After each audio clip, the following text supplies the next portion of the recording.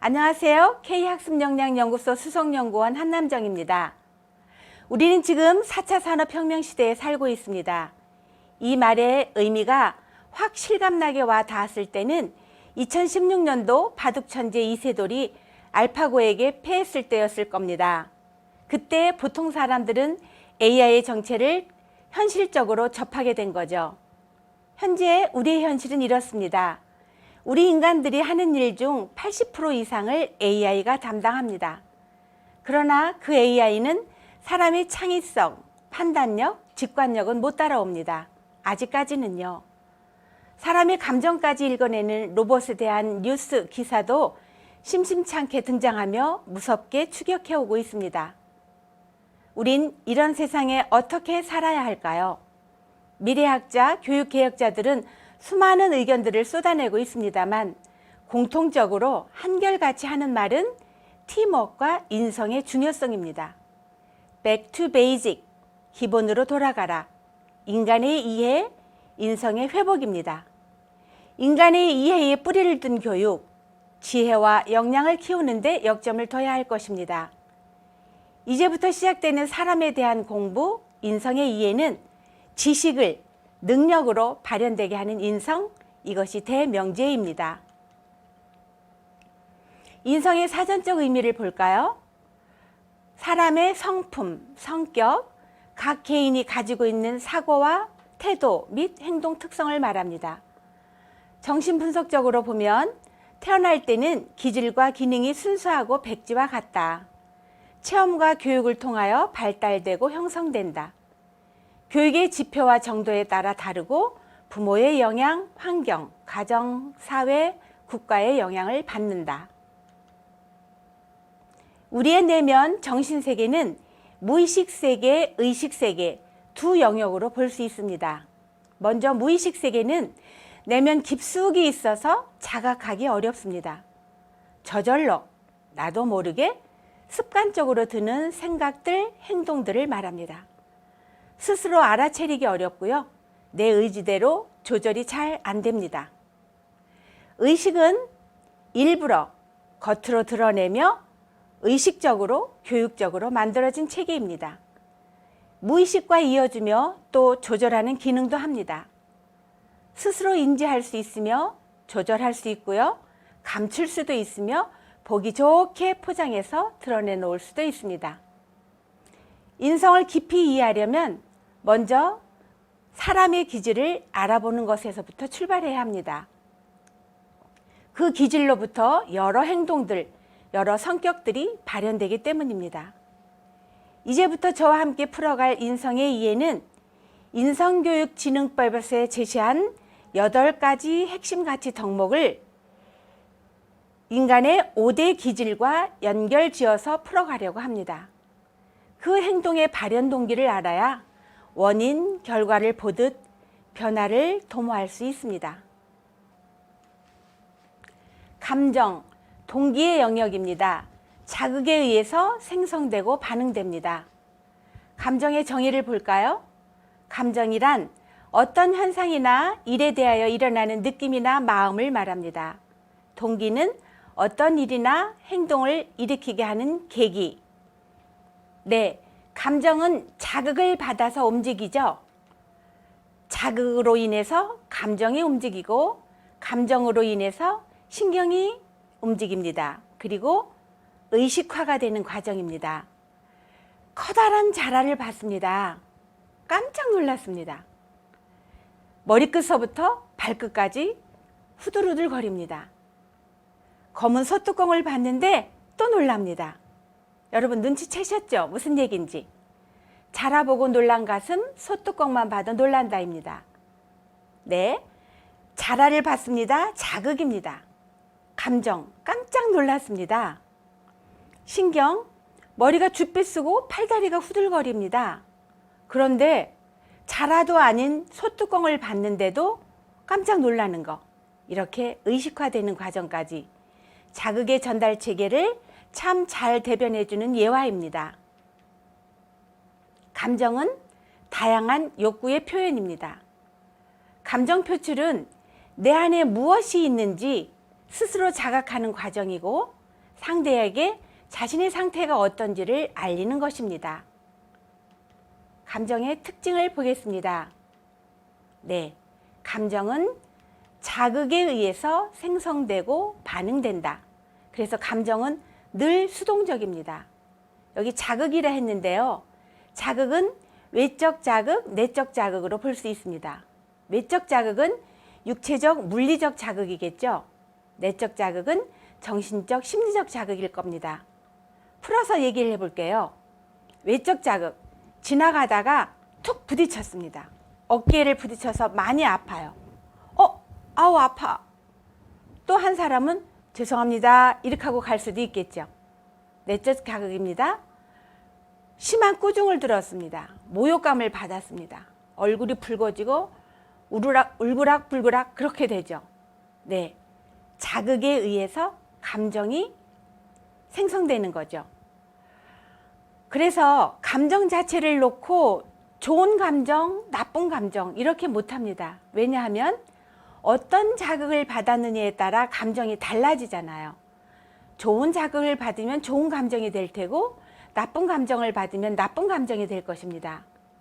그래서 감정 자체를 놓고 나쁜 감정, 좋은 감정 이렇게 말할 수는 없는 것입니다. 감정은 자극에 대한 솔직한 자기 개인적 반응입니다. 네, 자극은 또 신경계통을 지배합니다. 머리끝서부터 발끝까지, 그리고 신체적 반응으로도 나타납니다. 예를 들어 설명을 드릴게요. 눈물이 납니다. 화가 납니다. 가슴이 두근거리고 입맛이 없습니다. 밤에 잠을 잘 못 잡니다. 왜요? 속상하고 화난 것이 안 풀려서요. 또 하나, 신이 납니다. 흥분이 됐습니다. 가슴이 두근거리고 몸이 가볍습니다. 그런데 밤에 또 잠을 못 잡니다. 왜요? 네, 내일 떠날 친구들과의 여행 때문에 기뻐서 그렇습니다. 눈물을 볼까요? 슬프고 속상해도 눈물이 납니다. 그리고 너무 좋아도 눈물이 나죠.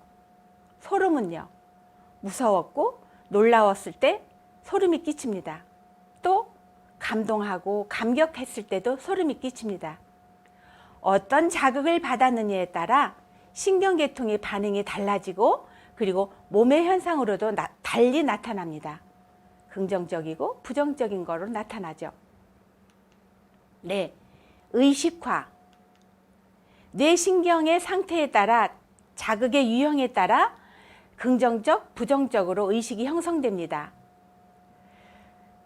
모든 감정이 모든 자극으로 돼서 의식화가 되는 것은 아닙니다. 그러나 지속적으로 반복적으로 때로는 충격적으로 올 때 뇌에 자욱을 남기는 거죠. 그래서 의식화가 됩니다. 사랑받고 지지받고 칭찬받고 격려받으면 긍정적 의식화가 되죠. 반대로 사랑받지도 못하고 칭찬도 격려도 못 받고 지지도 못 받으면 부정적 의식이 됩니다. 긍정적 의식이 되는 사람들은 잘할 수 있어, 한번 해보지 뭐, 이렇게 생각하게 되고, 부정적 의식이 된 사람은 못해, 뭐 나 같은 사람이, 이런 쪽으로 주눅이 들고 소심하고 내성적이 됩니다. 잘 되면 자신감, 도전의식도 갖게 되는데 시작부터 부정적 결과를 하게 돼서 시도조차도 못합니다. 그래서 의식화는 부정적 의식, 긍정적 의식화로 됩니다. 예, 동기의 영역입니다. 예는 행위를 결정하는 감정 상태에 따라 예의 표현에 영향을 줍니다. 그렇죠. 감정이 좋을 때는 인사도 잘하고 고분고분하고 말도 잘 듣고 그러는데 갑자기 나쁜 자극을 받았다. 그러면 감정이 나빠지죠. 그럼 인사 잘하겠습니까? 고분고분하지도 않죠. 갑자기 불량스럽게 돌변할 수 있습니다. 이 예는 뒤에 가서 한 번 더 자세히 짚고 넘어가겠습니다. 감정은 자극에 의해서 생성되고 반응되는 거라고 했죠. 그러면 어떤 자극을 받아야지 좋은 감정이 되고 어떤 자극을 받아야지 감정이 나빠질까요? 감정에는 좋은 자극, 나쁜 자극이 있습니다. 좋은 자극은 있는 그대로의 자극입니다. 있는 그대로의 자극. 세부적이고 구체적이고 공감적이어야 합니다. 그리고 불쾌감이 없고 반복되지 않는 자극이라 했습니다. 불쾌감이 없다는 것은 진실해야 된다는 겁니다. 우리는 쉽게 립 서비스를 참 잘하잖아요. 그거 상대방이 알거든요. 그러면 불쾌감이 있을 수 있습니다. 반복되지 않는 자극은 아무리 좋은 말이라도 자꾸 들으면 그 효과가 조금 감소되잖아요. 그런 의미입니다. 나 중심의 생각이 아닌 상대 중심의 생각으로 전환된 자극, 역지사지. 좋은 말도 좋게 들려야지 되는 것입니다. 결국 좋은 자극이란 감정을 순수하게 만드는 것이 좋은 자극입니다. 그러면 반대로 나쁜 자극은 무엇일까요? 확대 또는 축소된 자극을 말합니다. 칭찬은 고래도 춤추게 한다니까 칭찬하자. 이런 식으로 너무 소리를 너무 많이 한다거나 너무 예뻐요. 너무 잘했어요. 너무 반가워요. 네. 또 정말 소리를 너무 많이 하거나 정말 소리를 정말 너무 많이 하는 경우는 효과가 반감이 돼서 나쁜 자극이 될 수 있습니다. 축소된 자극은 뭘까요? 이런 경우죠. 상대가 조금 힘들어합니다. 그래서 그 고통을 무마시켜줘 보려고 또 이해도 해줘 보려고 흔한 일이야. 그럴 수 있어. 별것 아니야. 누구나 다 그래. 이렇게 얘기할 때 감정이 어떨까요? 누구나 다 그렇다고? 별거 아니라고? 나는 지금 별거 아니라서 지금 속상하고 있는데 별거 아니야. 이렇게 얘기하면 어떻게 될까요? 네, 자존감이 상하죠. 그것은 축소된 자극입니다. 예기치 않은 자극도 있습니다. 나쁜 자극을 확대된 자극, 축소된 자극, 예기치 않은 자극 이렇게 세 종류로 볼 수 있을 것 같아요. 예기치 않은 자극은 쇼크입니다. 정신적 충격. 감정을 억압하고 불쾌하게 만들어서 현실을 왜곡시키고 또는 더 나아가서 신경증을 야기할 수 있습니다. ADHD라고 요즘 많이 아이들이 그 병을 앓고 있는데요. 사실은 작은 감정들을 표현하지 못했기 때문입니다. 감정을 표현하지 못하고 계속 억압하고 억누르고 있다가 말로 감정을 표현하지 못하고 주먹이 가고 과잉 행동 장애를 하게 되는 거죠. 프로이드는 말했습니다. 표현하지 않은 감정은 없어지지 않는다. 그래서 우리가 잘 아는 얘기 있죠. 임금님기는 당나귀기. 표현하지 못하니까 배가 불룩불룩 불러왔습니다. 안 되겠다. 대나무 밭에 가서 임금님기는 당나귀기 하고 몇 번 얘기를 하니까 불러왔던 배가 안으로 꺼졌습니다. 그렇습니다. 감정은 표현해야 됩니다. 그리고 화가 나, 정말 화가 나서 못 견디겠어. 이런 화에 대한 얘기를 못했기 때문에 화병도 생기는 거죠. 감정은 작은 감정이라도 표현해야 합니다. 네, 있는 그대로의 자극, 좋은 자극은 무엇이고 나쁜 자극은 무엇인지 제가 상황 설정을 해서 스토리로 한번 풀어보겠습니다. 1 더하기 1은 2라는 문제의 답을 맞힌 7살짜리 아이에게 보이는 반응입니다. 네, 잘했어. 너무 잘했어. 천재다 천재 너. 또 하나는 맞았어. 잘했어. 네, 나쁜 자극은 확대 또는 축소된 자극입니다. 7살짜리긴 하지만 천재는 아니죠. 그 아이가 들었을 때 이게 천재일까요? 확대되거나 축소된 자극입니다. 맞았어. 잘했어. 있는 그대로의 자극입니다. 이렇게 바꿔주세요. 좋은 자극으로 바꿔주세요. 실례를 하나 또 들어볼까요? 학교에서 시험을 치르고 온 아이한테 엄마가 어떻게 반응하느냐? 네. 시험 잘 봤어? 100점이야? 시험 망쳤어? 이렇게 얘기합니다. 고생했다. 시험 보느라고 수고했어. 어떤 자극이 좋은 것 같으세요? 시험 잘 봤어? 100점이야? 아니면 너 시험 망쳤어? 이렇게 이야기하는 것은 확대 또는 축소된 자극입니다. 아이의 표정을 먼저 봐주세요. 이렇게 얘기하면 아이는 어떻게 답이 나오는지 아시죠? 몰라. 네, 나쁜 자극을 줬기 때문에 아이가 몰라 이렇게 됩니다. 있는 그대로의 자극, 고생했다. 시험 보느라고 수고했어. 이렇게 자극을 주면 아이는 엄마 사실은 내가 시험 공부 열심히 하긴 한 건데 핀트가 안 맞았어 이러면서 이실직고를 합니다. 마음이 순수해지기 때문에 그렇게 되는 거죠. 있는 그대로의 자극은 그렇습니다. 이렇게 바꿔주세요. 좋은 자극은 감정을 순수하게 해줍니다. 네, 감정과 예의의 상관관계를 보겠습니다. 감정은 자극에 의해서 일어난다고 했는데 좋은 자극, 나쁜 자극이 있습니다. 좋은 자극은 있는 그대로의 자극, 나쁜 자극은 확대 또는 축소된 자극을 말합니다. 좋은 자극을 받으면 감정이 순수해집니다. 신경을 원활하게 해줍니다. 의식이 긍정적이 되죠. 네, 진취적 의욕이 높아져서 주변 인물이나 사물에 깊은 애정을 느끼고 적절히 대처합니다. 이게 바로 예의 바른 상태입니다. 좋은 자극으로 감정이 순수해지면 예의 바른 상태가 됩니다. 반대로 나쁜 자극, 확대 또는 축소된 자극을 받았다. 그러면 감정이 억압이 되고 불쾌해지죠. 신경 과민되고 실조됩니다. 의식이 협소해지고 부정적 의식이 됩니다. 감정의 결핍을 가져와 현실에 적절히 대처하지 못하게 됩니다. 이것이 예의에서 벗어난 상태입니다. 예의가 없는 상태입니다.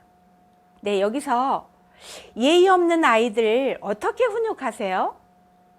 지적하고 꾸중하고 타일러 보기도 하고 경고도 해보기도 하고 잘 되시던가요? 네, 보시다시피 예의는 어떤 자극을 받아서 어떤 감정이 됐느냐에 따라 나타나는 현상이잖아요. 먼저 감정을 읽어주셔야 합니다. 그러면 순해집니다.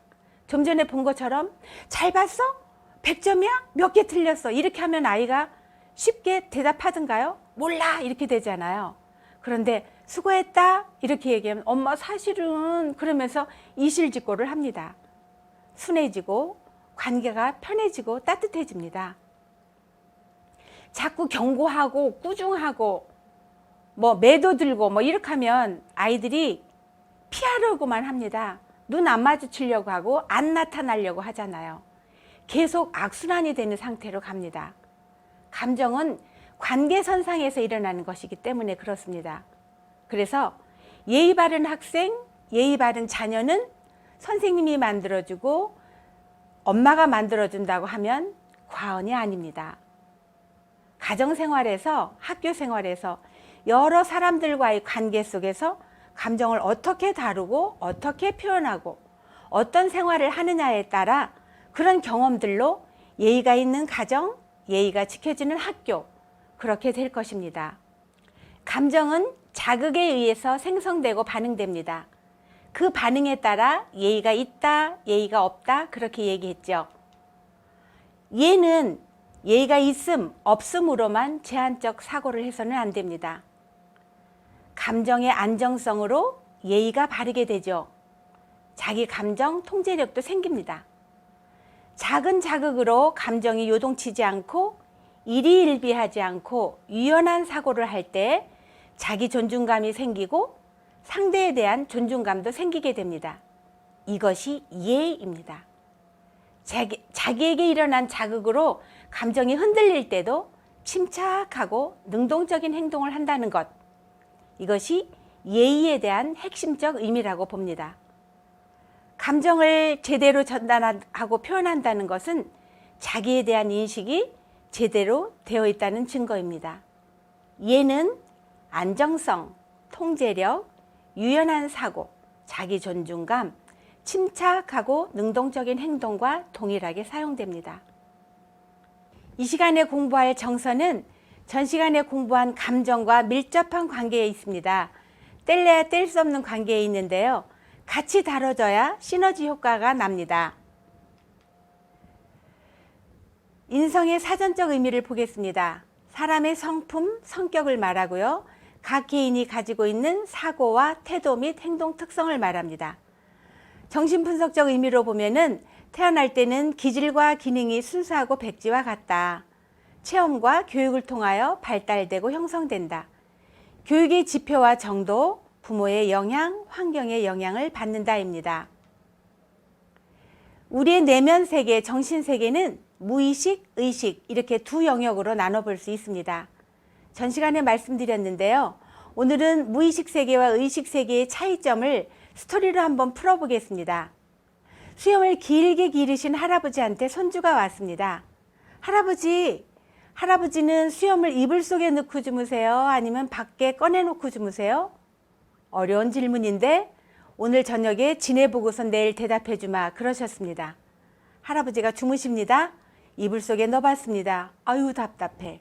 꺼내봤습니다. 허전해. 답답해 허전해 하시면서 결국은 답도 못 찾고 온 밤을 하얗게 지새셨죠. 그렇습니다. 할아버지께서 무의식적으로 다룬 수염을 의식적으로 돌려서 답을 찾으려니까 그렇게 됐죠. 무의식이란 저절로 나도 모르게 습관적으로 하는 행동입니다. 내면 깊숙이 있어서 자각하기 어렵습니다. 스스로 알아차리기 어렵고요. 의지대로 조절이 잘 안 됩니다. 이 시간은 무의식의 정서, 효와의 상관관계를 공부하겠습니다. 정서는 사람, 사물과 접촉할 때 나타나는 태도입니다. 정서는 사람마다 다른 환경에서 살았던 사람들마다 정서가 다릅니다. 나라, 인종, 고향이 어디냐에 따라서도 다르겠죠. 바닷가냐, 도시냐, 농촌이냐. 예를 들어보죠. 시골 자연 속에서 느긋하게 대가족하고 사는 사람들하고 도시 빌딩 숲에서 바쁘다 바빠 복잡하게 핵가족으로 사는 사람과 정서가 다르겠죠. 정서적이다라는 말은 정서를 잘 이해하고 수용할 수 있는 상태를 말합니다. 정서는 감정을 담는 그릇 이렇게 표현해도 좋을 것 같습니다. 감정을 어떻게 다루느냐 그 태도에 달려 있습니다. 여기서 중요한 키워드는 태도입니다. 정서, 효, 사람, 사물과 접촉할 때 나타나는 태도입니다. 접촉에 의해서 생성되고 반응됩니다. 정서의 정의를 볼까요? 마음에서 일어나는 여러 가지 감정 또는 감정을 일으키는 기분이나 분위기를 말합니다. 태도는 동작이나 모양새로 어떤 사물이나 상황을 대하는 자세를 말합니다. 네, 정서는 나라마다, 인종마다, 사람마다 다릅니다. 예를 들어보면 시골 자연 속에서 느긋하게 대가족 체제하에서 사는 사람과 도시 복잡한 빌딩 숲, 핵가족으로 산 사람과의 정서는 다르겠죠. 정서적이다라는 말은 감정을 잘 이해하고 수용할 수 있는 상태를 말합니다. 정서는 감정을 담는 그릇 이렇게 표현해도 좋습니다. 감정을 어떻게 다루느냐 그 태도에 달려 있습니다. 여기서 중요한 키워드는 태도입니다. 모든 태도는 정서에서 나오며 집중력과 상관이 있습니다. 네, 정서의 특징을 보겠습니다. 정서는 환경의 영향을 받습니다. 환경, 내부적 환경, 외부적 환경 이렇게 볼 수 있겠습니다. 외부적 환경, 환하다, 깨끗하다, 밝다, 따뜻하다. 반대적으로 어둡다, 지저분하다, 음침하다, 춥다. 내부적 환경, 평온하다, 안정적이다, 행복하고 기쁘다. 반대로 불안하고 초조하고 슬프고 위축되어 있고. 외부적 환경, 내부적 환경을 봤는데요. 어떤 환경에 노출됐느냐에 따라 정서가 다르게 발달됩니다. 그리고 자주 접하고 많이 접한 것은 좋아하게 되어 있고 영향을 받게 되어 있습니다. 책을 자주 접하면 독서를 좋아하고 사색적이 되죠. 숲이나 자연을 자주 접하면 자연 친화적 정서가 됩니다. 따뜻한 사람과 관계를 잘 맺는 사람은 사람과 친밀한 정서, 관계 친화적이 됩니다. 정서는 집중력과 상관이 있습니다. 정서가 좋으면 집중력이 좋고 정서가 안 좋으면 산만해지죠. 정서 결핍은 집중력이 50%일 경우 정서 분열은 30%. 정서가 안정되고 풍부하면 집중력이 높아집니다. 우리는 태도만 봐도 공부 잘하는 아이, 공부 못하는 아이를 알 수 있습니다. 열심히 하는 아이들은 태도만 봐도 알 수가 있습니다. 그러니까 공부를 잘하게 하려면 학원, 쪽집게 강사 찾아갈 생각 하지 마시고요. 마음의 안정성을 두고 정서를 높여주면 집중력이 높아집니다. 집중력 하면 뭐예요? 성적 향상이죠. 네, 정서는 현실 감각 기능이 있습니다. 정서가 안정되고 풍부하면 현실 감각 기능이 실제를 정확히 감지하고 정서가 불안하고 결핍되면 현실 감각 기능이 실제를 확대하거나 또는 축소하게 됩니다. 정서가 이상이 발생이 되면 일상생활 영위하는 게 불가능해집니다. 네, 여기서 불안을 한번 볼게요. 불안은 사실상 그 위험으로부터 안전하게 도와주는 기능을 합니다. 경계태세를 취하게 해서 방어적 반응을 하게 하는 거죠. 우리가 지나가다가 검은 게 있거나 어디 조금 어둠침침한 데 들어가면 이렇게 움츠리게 되는 거, 이런 게 불안이거든요. 근데 이 정도의 불안이 아니고 조금 더 높아졌을 때가 불안증이 됩니다. 아이들이 처음에 불안을 배울 때 어떤가요? 아장아장 걷기 시작할 때 조금 높이가 높은 데 가거나 경사진 데 가거나 그러면 엄마들이 조심 지키죠. 조심해. 넘어지지 않게 조심해. 요 조심해는 좋은데 안 돼. 무서워. 하지 마. 이런 식으로 하면 아이들은 불안감을 갖게 됩니다. 조심해와 불안감은 다르죠. 그래서 놀이터에서 흙 한번 만지고 오면 계속 손을 막 씻어야 되는, 그러면서 나중에는 강박증까지 가게 되는 거잖아요. 엄마들이 확인하고 또 확인합니다. 빨리빨리 해. 또 그리고 완벽하게 했나? 이런 것 때문에 엄마들로부터 그 불안이 전이가 됩니다. 아이들은 두려움이 많아지고 불안하면서 방어적 기제만 갖게 됩니다. 정서와 효의 관계입니다. 효는 사물과 접촉할 때 나타나는 정서적인 태도입니다. 정서의 상태에 따라 현실 감각 기능의 차이가 발생하고, 그래서 부모나 윗사람에 대한 인지를 제대로 하거나 못하는 태도, 제대로 했을 때는 효죠. 못할 때는 효가 아닌 거죠. 예를 들어서 자기 집에 같이 사시는 할머니를 옆집 할머니 대하듯이 하면은 그게 효일까요? 자기 엄마 아버지를 옆집 아저씨 아줌마로 생각하는 것은 정신 상태, 그 현실 감각 기능이 떨어져서 그렇습니다.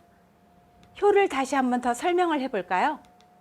네, 효는 충성, 감사, 도리, 순종, 집중력, 실제적 사고, 현실 감각, 판단력, 이런 단어와 같이 쓰입니다. 사람을 대하는 태도를 보면 그 마음 상태를 알 수 있는 거죠. 나무나 꽃을 어떻게 대하느냐를 보면 자연을 아끼고 사랑하는 사람의 마음을 알 수가 있습니다. 음식을 먹을 때 태도를 보면 감사 생활하는 분이구나를 알 수가 있죠. 사람, 특히 어른을 대하는 태도로 사람을 공손히 대하고 예의 바르고 따뜻한 마음 상태를 볼 수 있습니다.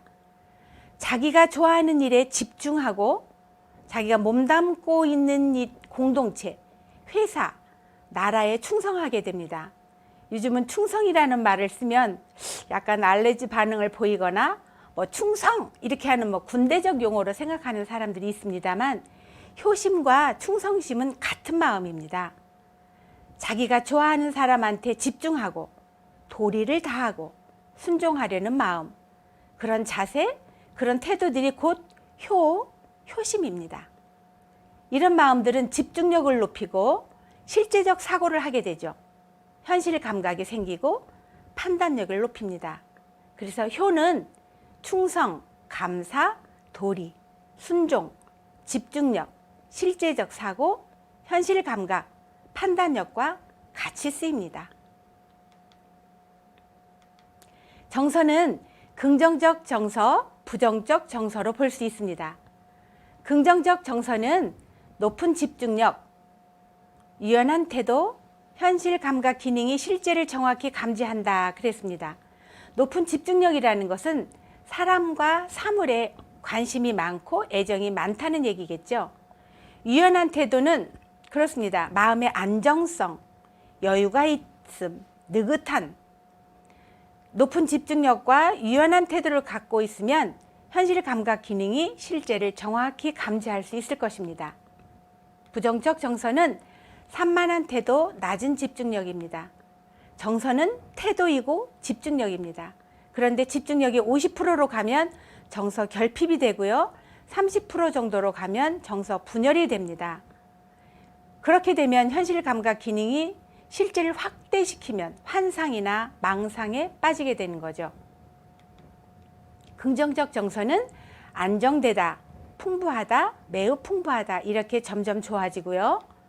부정적 정서는 불안, 결핍, 분열 이렇게 나빠집니다. 부모의 양육 방식과 자녀의 정서 아주 밀접한 상관관계가 있습니다. 부모가 통제적이고 강압적이다 그러면 자녀들도 또래끼리 속에서도 통제적으로 군림하려고 합니다. 그리고 경직된 생활 태도를 보입니다. 부모가 과잉보호하고 허용적인 부모는 자녀들한테는 부모를 너무 의존하기 때문에 부모 의존 쪽이 돼서 뭐를 혼자 못합니다. 겁이 많습니다. 자기 표현도 하지 못합니다. 부모가 무관심하고 냉담하고 방임형으로 키웠다 하면은 아이들은 인간관계를 회피하려고 합니다. 자신감이 없어요. 사람 속에서 들어서 있는 자기 역할을 하지 못하기 때문입니다. 사랑받고 관심받고 적절한 제약과 일관성 있게 키워진 아이들은 자존감이 있습니다. 친구 관계도 대등합니다. 그리고 바른 생활 태도를 보이면서 본이 되는 거죠. 참 아름다운 시죠. 어떤 상태에 어떤 상황에 이런 시가 나올까요? 한번 상상해 볼까요? 호젓하게 들판을 거닐다가 풀꽃이 눈에 띄었습니다. 자세히 봅니다. 오래 봅니다. 예쁘네요. 사랑스럽네요. 그때 언뜻 떠오르는 얼굴, 동그랗게 동그랗게 맴돌다 가는 얼굴. 동그랗게 동그랗게 맴돌다 가는 얼굴. 네 얼굴, 너. 당신도 예쁘고 사랑스럽습니다. 참 정서적이죠? 그러면 혼자 가지 말고 아이들과 같이 들판을 거닌다고 생각해 볼까요? 뛰어다닙니다. 막 만집니다. 엄마는 애비 안 돼! 그러죠. 자세히 봐봐. 풀잎이 어떻게 됐는지, 암술, 수술이 어떻게 되고 이렇게 가르쳐주려고 하십니다. 내버려 두세요. 엄마는 엄마대로, 아빠는 아빠대로, 아이는 아이대로 그냥 마음껏 뛰놀게 두세요. 뭐를 뽑고 만지작거리고 그냥 두세요. 혼자 보고 느끼고 듣도록. 정서는 접촉입니다. 자꾸 많이 자주 무엇을 어떻게 대해줬느냐에 따라 관심거리가 달라집니다. 정서는 접촉입니다. 일단 관심을 가지면 그때는 됐어요. 아이들이 찾아보고 그리고 더 공부하게 돼 있잖아요.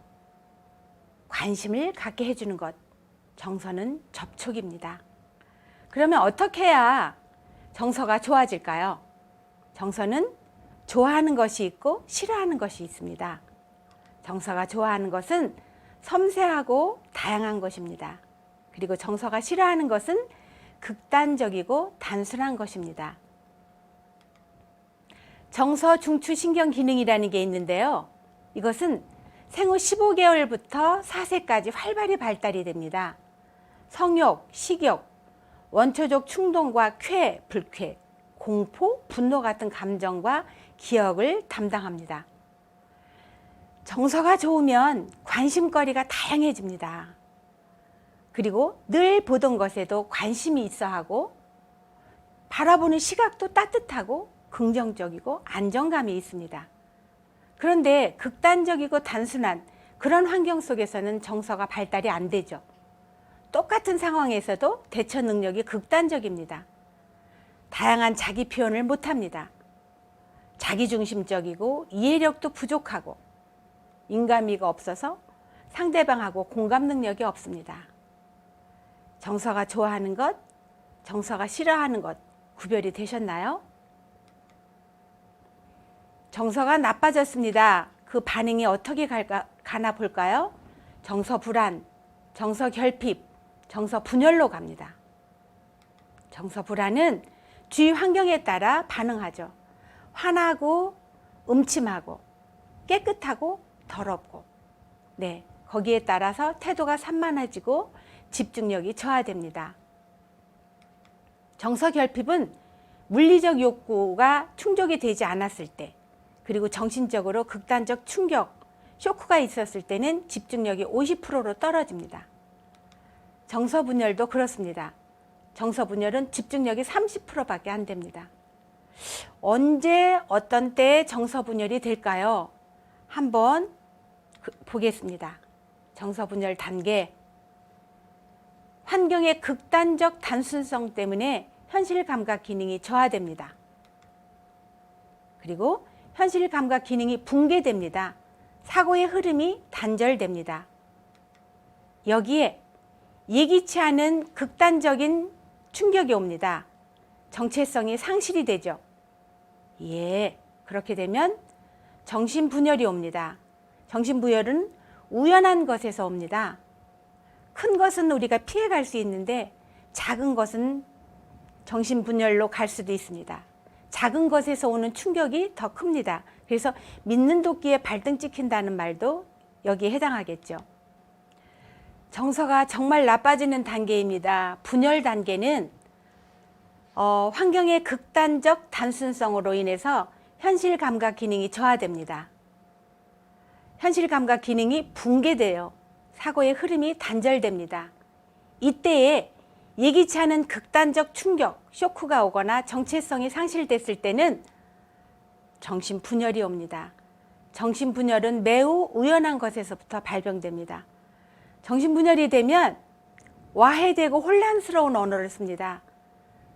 들어도 무슨 소리를 하는지를 몰라요. 의미를 알 수가 없습니다. 특별한 목적이 없는데도 과다한 행동을 하거나 환상을 하고 망상을 하는 경우입니다. 네, 어떤 때인지 한번 예시로 상황을 만들어 볼게요. 기침을 해요. 그래서 이제 병원에 갔습니다. 그랬는데 의사가 불치병으로 진단을 하고선 폐암으로 보이니까 당장 큰 병원으로 가세요. 네, 뭐라고요? 기침 조금 하는 정도인데 폐암이라고요? 의사 선생님 어떻게 얘기하신 거죠? 네, 이웃집 아이가 쓰러져서 교통사고를 당한 거를 보고 왔어요. 그래서 그 엄마한테 가서 이야기해 줍니다. 찰수가요, 교통사고로 쓰러져 있는데 죽었는지 살았는지 모르겠어요. 뭐라고요? 우리 아이가 교통사고 났다고요? 네, 이런 상태입니다. 여러분, 이런 소리 계속 들으시니까 불안하시죠? 걱정도 되시고요. 혹시 이때 누구 떠오르는 아이들 있으세요? 사실 자기 자녀들은 무심코 늘 보던 거라 뭐 설마 하고 그냥 지나갈 수가 있습니다. 근데 요즘 정신적인 면으로 많이 아파하는 아이들이 많습니다. 볼게요. 불건전한 인성, 건전한 인성의 반대죠. 불건전한 인성에 대한 전수조사가 있었습니다. 2012년도부터 2년여에 걸쳐서 했는데요. 초중고 학생 500만 명, 그리고 학부모 600만 명, 여성가족부, 교육부, 보건복지부 3사에서 전부 주관을 했습니다. 주제는 5가지예요. 과잉행동장애, ADHD라 하죠. 반사회적 성향, 사이코패스, 일주일에 한 번씩은 뉴스에 나오는 이야기 같습니다. 신경증, 노이로제, 정신증, 중독증. 조사를 했는데 결과가 어땠을까요? 볼까요? 학생 먼저 보죠. 학생은 22.8%가 불건전한 인성에 해당이 됩니다. 학부모는 어땠을까요? 더 높았을까요? 낮았을까요? 불행하게도 더 높았습니다. 난리가 났습니다. 설마 이 정도인 줄은 몰랐죠. 그래서 국회에 상정을 하고 통과를 시킵니다. 2015년도 인성교육진흥법이 그렇게 탄생이 됐습니다. 한 자릿수로 낮춰보자. 그래서 국가가 강제적으로 적극적으로 잘 해보겠다고 인성교육진흥법을 발표를 했습니다. 이제는 할 일이 우리에게로 넘어왔습니다. 학교에서, 가정에서, 부모님들이, 선생님들이 하실 일이 남았습니다. 정서 불안, 결핍, 가족 내 갈등, 형제 간의 갈등, 극단적 생활지도. 그렇습니다. 아이들은 눈치로 다 압니다. 우리 엄마 아빠가 얼마나 사랑하고 사는지, 우리 엄마가 우리 아빠를 얼마나 믿고 신뢰하는지 압니다. 안 싸울 수는 없겠죠. 그런 아이들 보는 앞에서 부부싸움 없으셔야 되죠. 그리고 이런 말이 있습니다. 아유, 네 아빠 하는 짓이 그래.